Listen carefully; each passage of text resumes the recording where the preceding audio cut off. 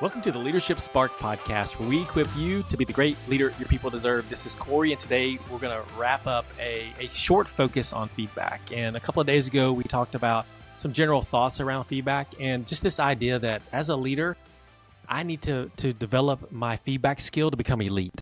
It needs to be one of the elite skills in my skill tool belt that I can pull from is giving feedback, because it's so important to be good at giving feedback, whether it's positive, accentuating the positive, or if it's corrective, to be able to move a team forward and to be able to deliver the results that you're accountable for. And so we talked about that a couple of days ago. Yesterday, we talked about how the feedback sandwich, the poop sandwich, whatever you want to call it, is the worst way to give feedback. That you don't want to wrap feedback that you want to give corrective feedback with positive, because your positive feedback will lose its power and people will stop listening to it. And so you don't want to do that. You want to be direct when you're giving feedback, whether it's the positive or the corrective aspects of feedback. And so today I want to wrap it up with just a framework that you can use to help you think about and frame up feedback. And it's called the FAST framework. It's built on the acronym from the word FAST. And so let me unpack the F, the A, the S, and the T, and then send you on your way with your go and do, which will be to use this framework as you think about developing your feedback skills and actually activating your skills into action in your leadership environment that you're in. And so these are all aspects of feedback that you need to consider. And so the F in FAST is frequent, is that feedback should be frequent. If the only time you give feedback is the annual review once a year, then good luck. Good luck.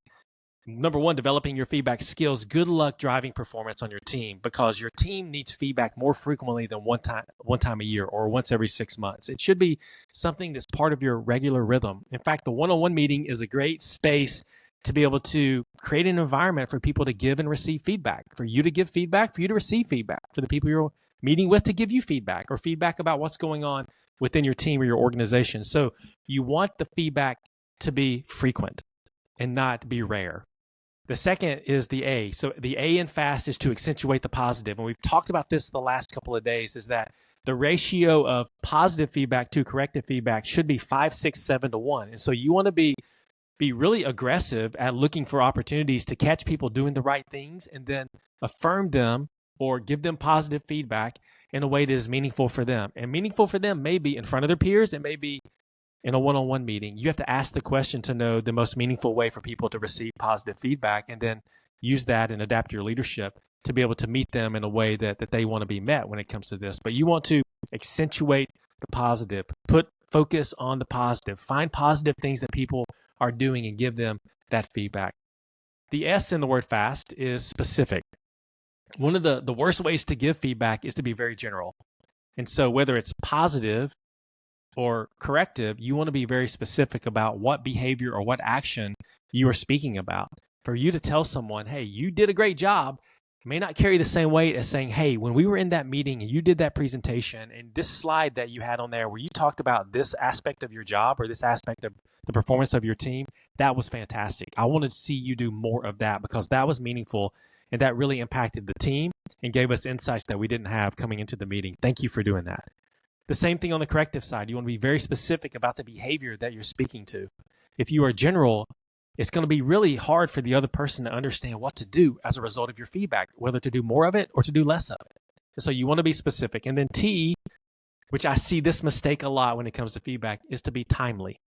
Meaning the point in time when you give the feedback needs to be close in proximity to the event when it happened. If you're giving positive feedback, then it needs to be close to the time whenever you saw someone do a behavior or do something that you want rewarded or you want to be done again.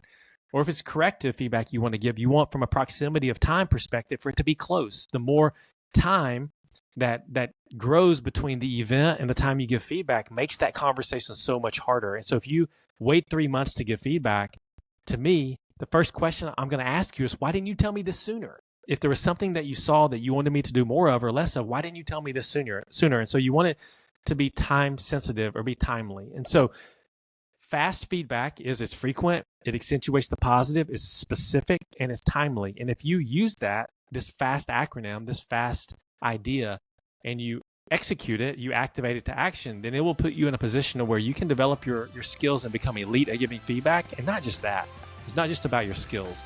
It's about you putting your people in a position to be successful, and this will allow you to do that. So you're going to do is to go give fast feedback. Go implement this idea, go implement this framework into your leadership environment and use it to help you be elite at giving feedback.